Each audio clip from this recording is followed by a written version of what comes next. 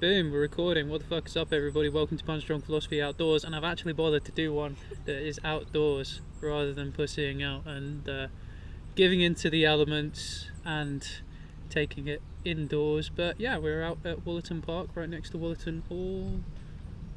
Is it over? Can you get a good shot of it with that? I don't know. There. No, No. it's not visible. No, it's night. Okay, watch the Christopher Nolan Batman films. That's Wollaton Hall, in my wonderful home city of Nottingham.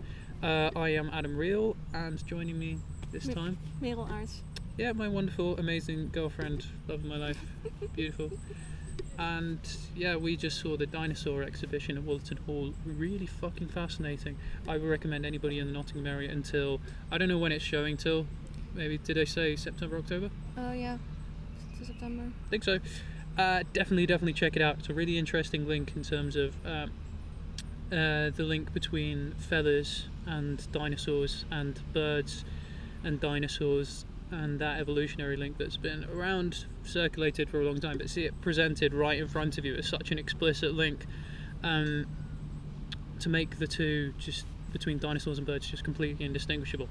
It's perception shattering in the sense that you really don't view dinosaurs and birds the same way when you come out. Like, I'm looking at all these like feathered dudes flying around and like, wow, your descendants were like your descendants were dinosaurs. They dominated the earth. Yeah, they dominated the earth, and like, era of mammals. Rep. Yeah, I did get a bit of pride when you get to the end of the exhibition and it talks about the extinction of non-bird dinosaurs and how mammals use that as an opportunity to take over. It's like, represent warm-blooded, like furry creatures. Yeah. We did well as mammals, didn't we? Yeah, pretty well. How are you feeling being a mammal at this time? Yeah, I'm very grateful for that. We got a pretty sweet deal. Yeah, we did. What did you make of the exhibition? Yeah, it was really interesting, especially when you got to the point where it really showed the transition. So how the birds, they really still had a weird claw-like all the toes features and we everything. associate with birds now. Yeah, and still the teeth, but so they look exactly like birds, but still the teeth and the claws are still like that. I especially liked the Microraptor that still had feathers on the legs.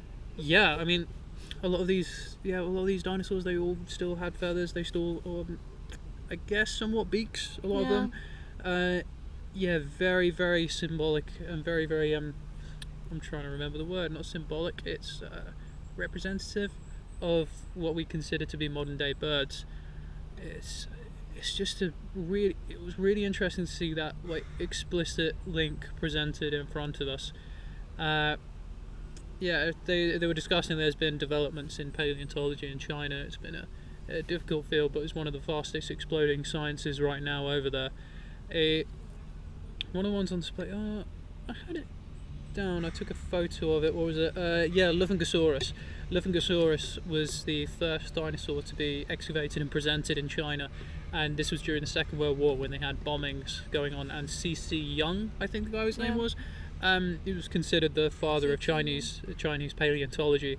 Yeah, he pushed that, presented that, and even when they were being bombed by the Japanese and things were not looking so good, it was morale. Yeah, it was a very morale boost. It was like, look at this crazy fucking lizard thing. Look at this lizard skeleton. Well, it's not a lizard, that's a reptile. And dinosaurs were warm-blooded, as we know.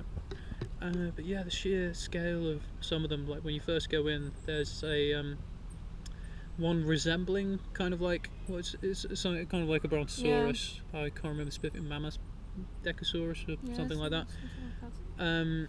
But yeah, that kind of dinosaur, like in the hall of the Natural History Museum in London,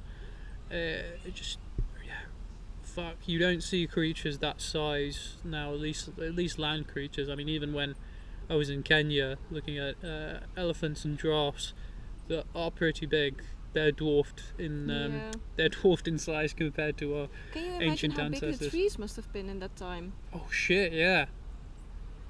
There's a reason they were that big. Yeah, fuck. Well, I think it's mainly to do with like the climate and the air, or Yeah. I've had it explained to me by people a lot smarter before. But yeah, we were talking in there about like how cool it would be if in the future there's kind of like time viewing tours. Like you go take a tour and not actually be physically present in the time period, but just sort of walking around as a tour group, almost like a ghost. I guess you could walk in between trees, but to just take a like safari among dinosaurs and watch them. And watch those huge motherfuckers munch on those huge motherfucking trees. It'll be like, and then some huge motherfucking predator coming in and roar. They so cool.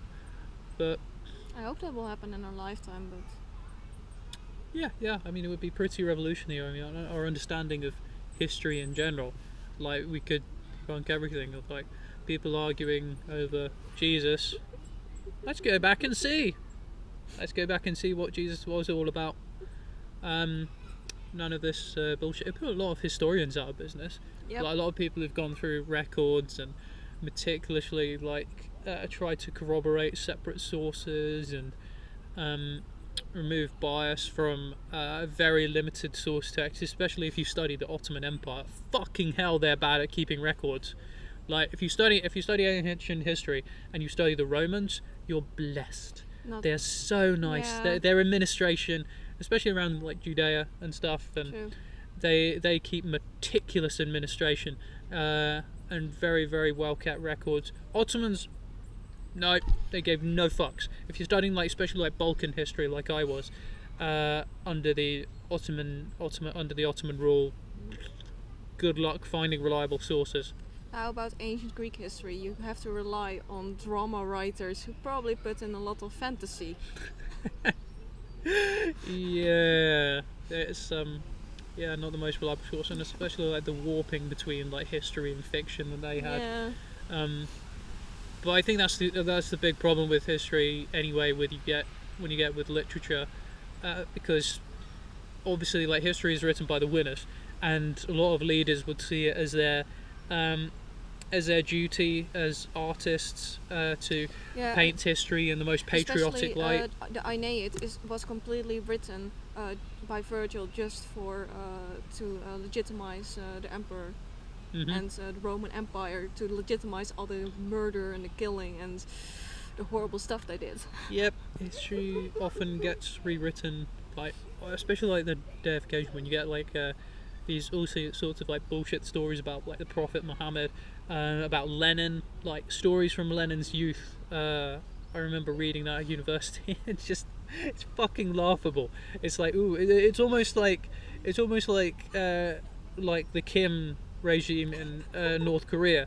Like when you get some of these people, they're just like, these perfect individuals who had all these talents. They probably don't even defecate. They're that perfect as individuals.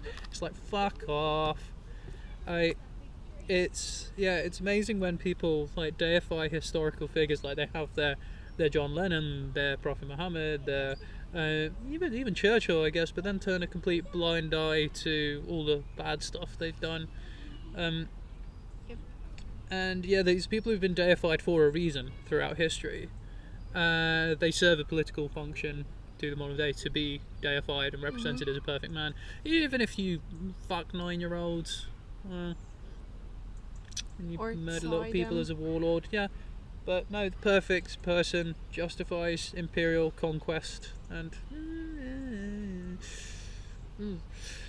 anyway, I can't remember, how did we get onto my usual rant of Time general machine. and putting historians out of business by having accurate first-hand information available like that. It would, I wonder how it could get politicized. I don't think it couldn't get. But to be honest, if you can like really observe it firsthand, wow, all the people who studied like ancient languages like Aramaic or Latin, that would be amazing. or like ancient Greek or whatever, who like are limited to just like reading a couple of things and Like, like seriously. always got laughed at by proper language students. Like, It would be so amazing to actually understand what they're saying and knowing how to actually pronounce everything, because most of the time you kind of have to guess. Like, especially with Latin, we just look at, okay, how do Italians speak nowadays, and also the veni vidi vici, not correct, it's veni vidi vici. Yeah, but all that kind of stuff, all those kind of arguments linguists have about dead languages, it They'd would be settled. finally be solved. And you could document all the different like accents and Yeah. stuff. And also, of course, vulgar Latin. Oh, that would be amazing. That would be. Oh yeah, you'd be able to study all sorts of dead languages, Yeah. especially in South America. Some of them would be really Yeah. interesting, because our links to them are getting like more and more severed. That would be fascinating. Oh, we can see where the Basque came from, like go all the way back. That'd be pretty cool. That'd be one sort of big step in revolution. I don't know if anybody's currently working on it, though. I don't know. Quantum physics, fucking anything is possible. Those kind of like breakthroughs. As far as I say, I watch a documentary on quantum physics and I'm just like, magic? Are you telling me magic? The whole thing about like spooky particles and have you heard of the double slit experiment and Yes, stuff like yes. just so magic? Like, yeah, I mean, I've heard someone say, like, if you think you understand quantum physics, you don't understand quantum physics. Because, like, you have to put in enough research to understand, like, what the fuck is it? Oh, look, a squirrel. Ooh. Oh, so cute. Yeah. Hoppity hoppity. Yeah. Being English, I've sort of been desensitized, I guess, to squirrels. And I brought Meryl along, and she was in a park, and she was like, oh my god, it's a squirrel! I was like, don't you see them? It's No. like, they're all the time. I've seen crackhead squirrels. Like, my grandma used to live in Lambeth, in southwest London near Brixton, and the squirrels there famously dug into the cocaine supply of local dealers, and they behaved very strangely as a result. Because the squirrels were, they were going all Scarface. So that happened. The like coked up squirrels. They apparently were dancing outside the Ritz Cinema and just bizarre, really, really confused little guys. Poor squirrels. Yeah, no, poor squirrels. We haven't seen the deer yet here though. There's think lots of they deer may- at Wollaton Park, I think they're kind of hiding from all the humans. which is sensible. I want, because people tend to run at deer, which is a really fucking stupid idea. Yep. It's like, I know they're cute and everything, but They especially need their privacy. is it when's mating season? It is summer. Wasn't it a bit earlier? I assume it would be early. I don't know how long pregnancy lasts, but you'd want them to be born in the summer, Yeah, like the I best think they are, conditions. yeah. Like, I can't imagine winter is the best conditions No. to born. So yeah, I'd say probably they probably do it in spring. Go for the summer. I think. I don't know. I'm completely talking about my arse. Let's have a look. How long is deer pregnancy? Just doing a little Google. Having a little Google. It's great. Smartphones have killed pub arguments. Like when I worked on the bar at a hotel doing the night shift, I'd hear so many arguments. Like people were like, and then they just Google it and they'd be like, "Oh, we're both wrong." Okay, and it's like that's kind of a relief because people without smartphones they would talk for hours and both be wrong about something for ages. And I'm looking up how long is deer pregnancy. It is reindeer's 222 days. That's quite longer long. than I thought. A lot longer than I thought. Whoa, that's Yeah, most 190 to 200 days. So, like, okay, when is deer breeding season? deer mating season. Yeah. October, December. So That's when they get horny. And I'm trying to think 220 days back. Oh, so I guess, in spring they'll be born. So there'll be little baby deers around. Aww. So they're probably protecting them, keeping away from fucking humans. Especially human children. Like they will try to hug the babies. Yeah, it's fascinating watching animals protecting their young. I told you about the elephants in Kenya.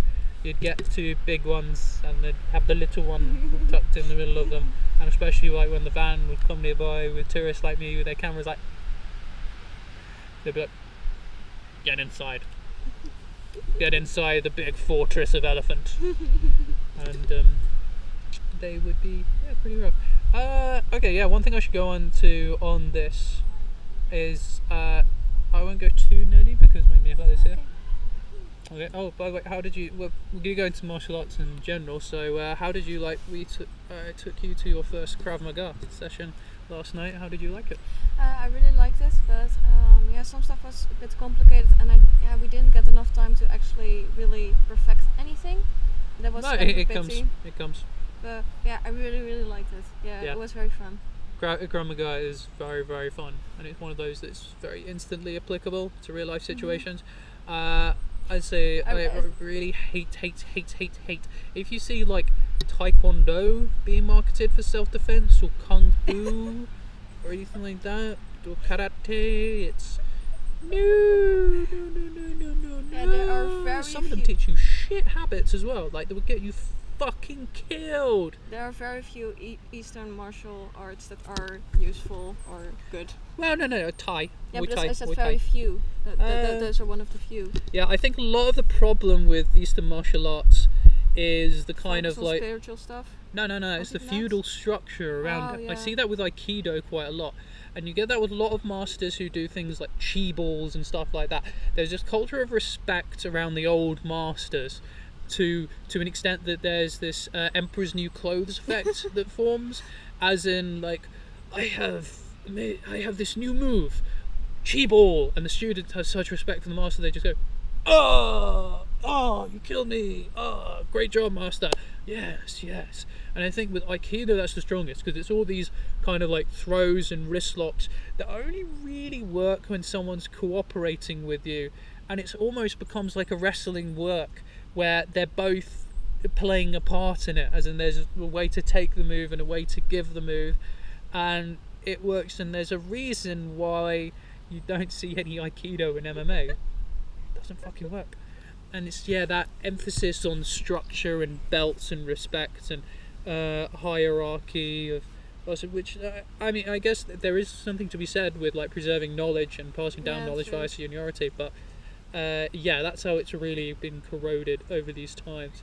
It's criticism should always be possible, but and well, more so just have a fight. That's the purest way, and that's why like human combat knowledge has evolved so much in the past fucking 20 years. Since 1993 and Gracie Jiu-Jitsu you've gone in, we've finally understood like how humans can actually fight, like really for the first time in our history. Probably, I don't know, I guess pancration in ancient Greece, they properly tested it out. That was kind of mixed. That was a bit fucking crazy. But anyway, since we're on the topic of MMA, UFC 214, that is coming up this weekend. Are you excited now? Yep. Jon Jones is a cunt. Jon Jones is a despicable cunt. I fucking hate Jon Jones so fucking much. He's one of the worst humans in there. I found that story you told about how he tried to get out of the testing. Oh yeah. Mr. One. Chael Sonnen sourced it on Joe Rogan podcast, and it's been corroborated a bit. When he got caught for UFC 200, USADA came to his gym in Albuquerque. He hid under the ring for 8 hours, even pissed under there. USADA wanted to test his urine when they finally caught him, because something like HGH or like the testosterone stuff, a lot of that, and what he got caught for were beta blockers, which are towards the end of the cycle of steroids to make sure you don't get so much estrogen or whatever. So Yeah. he got caught towards the end of a cycle. So it was likely that he was trying to kill time and do whatever to, like, fluff the drug test. But he got caught, fucking wanker, and yeah, he's scum. Yeah, got caught with cocaine as well after UFC 182, and then yeah, I mean, obviously the most despicable thing he does, gets drunk, coked up, drives into a pregnant woman, runs away, doesn't even check on her, not at all, runs back, gets some drugs, gets some cash, and then runs away again. Fucking pussy, scumbag cunt. And in the interview as well, like, How is he not in prison? he negotiated the deal out of it. It was a kind of like community service, and because they used him to. Oh, it's fucking nauseating. It's fucking nauseating when they do those kind of community sentences. It's him going around talking to school children, because like when you get a celebrity like that, you can use him in various contexts like that, and yeah, he did that. He got stripped for the title, deservedly, because of it, and yeah, just fucking despicable. I've seen him in subsequent interviews. I've tried to give him the benefit of the doubt so many times, but he just makes it fucking impossible. When Ariel Hawani asked him, like, how did you feel when it was a pregnant woman? It was his first thing he said, like, oh yeah, I was so worried, like I knew I was in big trouble then, like I was thinking about, oh, I could go to prison, and like, not like, oh shit, I hit a pregnant woman, fuck, I feel so bad. No hint of guilt. He never when he talks about it, he doesn't ever talk about like how he feels sorry for the woman that he hits. He just feels bad that he got caught. Yeah, really. That's what he feels awful. Doesn't even mention his family being taken away from his family. Doesn't concern him. Yeah, he says horrible stuff about his family sometimes. Like, I mean, obviously we all know he runs around on his wife. But yeah, there was a point on Joe Rogan podcast. If I was his publicist, I would be so mad. I would just quit my job, because it's like, okay, this is a big podcast, John. Everybody hates you. It's bad for your brand. So go on there and try and come off like a decent person. Start of the podcast, he's eating into the microphone. He's eating, like, Joe's trying to do the intro, and he's like, eating into the microphone. And then he talks about his kids, like, trying for a son, and he's like, oh yeah, I was doing these things to like try and make it more likely for a boy at this time, because I didn't want to get stuck with any more girls. And it's like, you've had 2 more daughters since the point you're describing, and you're literally letting them know now. It's like, oh, I didn't want to get stuck with 2 more girls, and like, oh, you think you're stuck with them. And like the way he talks about kids like that, Where's Father of the Year award? Oh yeah, he talks about them like they're a fucking fashion item. He really does. That's the way he talks about children, and it's disgusting. Like, I don't have any respect for the man whatsoever. And everything about his crime, he talks about all the difficult times, my journey, like my personal journey of like getting back, I'm troubled. And it's like, no, you're not troubled. You're a cunt who did lots of drugs, got drunk all the time, and drove into a pregnant woman and didn't give a fuck. He makes it all about him. It's all about, oh, poor John, such a victim, so many problems. It's like, no, you're the cause of your own problems, because you're a cunt. And there's a reason. I hate the fact that Daniel Cormier has been getting so much stick lately, and people have been sensitive. There's a reason he hates Jon Jones. It's not about being high and mighty by the fact that he doesn't do drugs and doesn't drink. Which he doesn't hit pregnant women. He doesn't hit pregnant women. And also, he's had training partners that were killed by reckless drivers. His daughter was killed by a reckless driver. I can't remember if he was a drunk driver, but it was definitely a reckless one. So Jon Jones, in his history of like, oh yeah, he drove his Bentley drunk into a pole at 5 in the morning with 2 15-year-old girls in the car. Yeah, Jon Jones is despicable, and there's a reason Cormier hates him, and that personal experience of like reckless drivers taking people from him just make that hatred burning. As to the fight this weekend, Daniel Cormier is the incumbent champion. I would give anything for Cormier to retain here. I would like to see Jones have the shit beaten out of him. Against Ovin St. Peru at UFC 178, Jones looked like shit. I really didn't think he looked that good at all. His takedowns, his striking, I think his conditioning has got very bad. What do you expect after years of drugs and alcohol? Yeah, years of drugs and alcohol, and he's gone on this like powerlifting thing, purely for ego, I think. and that's really affected his cardio. That's really stupid. Like, you have to keep on working on your cardio. If it interferes with your cardio, then you shouldn't do it. Yep. And just in terms of his training methods, I don't think he's been prepared well. I think Jackson and Wink don't like him anymore. I hope so, because they're decent people, and Jon Jones is not a decent person. And Cormier training at AKA will be relentless. This guy is a champ through and through. It's hard because the technical matchup. Their last fight, Jon Jones didn't have too much trouble, but I think Cormier with a few adjustments could take it, could destroy him. I don't know. It might be wishful thinking here. The striking wise, Cormier has been prepared for a lot of rangy strikers. He coped with Gustafsson very, very well. Yeah. And he had the training camp for Anthony Johnson as well, and he looked fucking phenomenal. He looked fucking phenomenal in that fight. Cormier is the fucking man. I really think he can take it. I really think he can. I think people are really, really underestimating his chances here. They're really overestimating Jon Jones and how much he might have declined over this period. Yoel Romero in the last pay-per-view, everybody was talking about what amazing shape he was in. He looks great. Like, ooh, he's got abs. So it's not really a valid argument. People have come in looking in great shape. BJ Penn's come in looking in great shape, and people have got all hyped. It's not really relevant. It's not relevant when it comes to the fight. It's not a beauty contest. It's not. No, it's not a bodybuilding contest, and it's like, oh, great. Cardio's a part of it, but yeah, it's Cormier's coming in great shape as well, and Cormier's been better training, had better training in this. It's obviously, especially on the feet, it's kind of hard. I had this. I remember playing the old UFC game, the one before the current one, the first EA UFC, with my old broadcast partner before we were going to watch the first one, UFC 182, I believe it was. I played as Cormier, and it was just fucking impossible because of the range of tools that he's got in the game. The reach difference and the amount of tools striking, that discrepancy is going to be there. But I don't know. We will see what happens. I really want Daniel Cormier to win, honey. He has to win. Like, I really don't want Jon Jones to get that ego boost or to get any rewards. Like, I hate Jon Jones. Jon Jones is just such a cunt. He also he tells fans and stuff who have like replica belts and stuff that he won't sign them because oh, you didn't earn your belt, I earned mine. I remember how he treats that journalist. Luke Thomas has pissed him off. Luke Thomas is the best, most objective journalist in MMA, who I think defends Jon Jones way too much. And yeah, at the press conference, Jon Jones was like, oh yeah, well, I don't like you, Luke, so I'm not going to answer your question.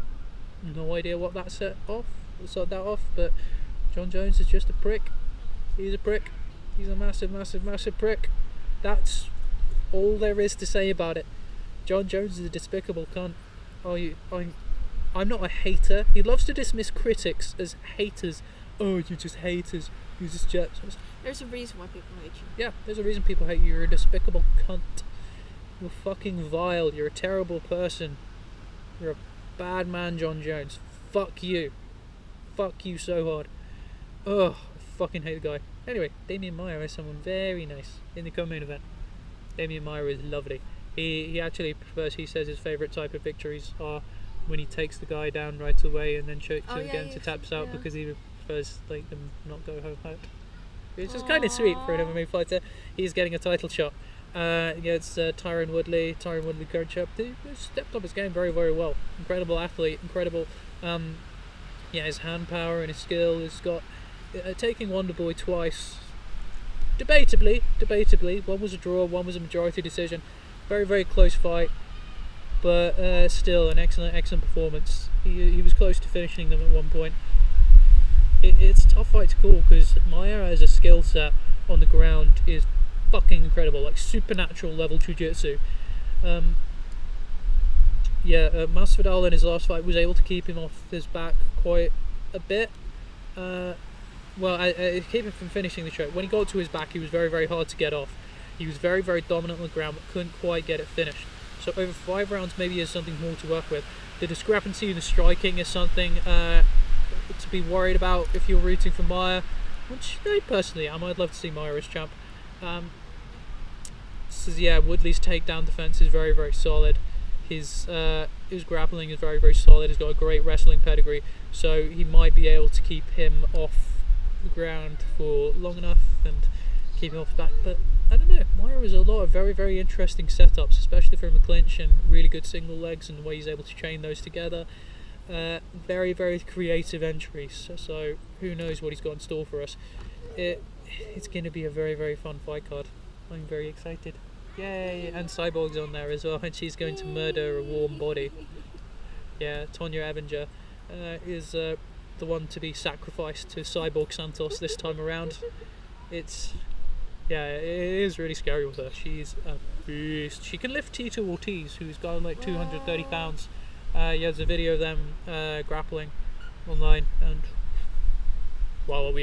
she's strong, very strong.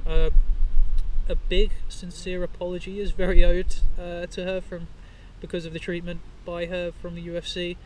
The UFC have not treated her very well over the years, mainly because she would have destroyed Ronda Rousey. Anybody knows if they would have fought, she would have been Ronda Rousey would have been so fucked up, and obviously a big asset. So they tried to paint Cyborg as, oh no, she's a cheater. Like, no, we'll keep her away from Rousey, protect her. But now Rousey's gone. It's like, Cyborg's still here, so should fucking apologise. Something like Dana White's treatment of her, especially, was fucking despicable. Despicable. Cyborg is a lovely, lovely person. But yeah, I'm hungry now, and being under this tree, I've been trapped, so I've got a really dead leg. Should we go into Beast and get some food now? I'm very hungry. Okay. Anything you want to say to the lovely people of the internet before we go? Not really. Alright, well, we'll do another episode of Punch Roll Philosophy Outdoors when we're in Madrid next week, which would be very nice. We're going to do, maybe we'll do 3. Yeah. We'll do Madrid, we'll do Segovia and Seville. All will be very, very nice. Lovely place, and we'll try and actually do them outside. There's not much space in Barcelona to bring it out, so that's why I kind of did it mostly indoors. Denmark, we pussied up because but Denmark is fucking freezing. It was spring, but the weather was terrible. It was like winter. Yeah, I didn't want to get my recording equipment absolutely destroyed. So, yeah. But we managed to do one outside Malmo Castle. So, yay! Okay, so that's us. I am hungry, so we're going to fuck off now. I hope everybody has a nice day. Bye.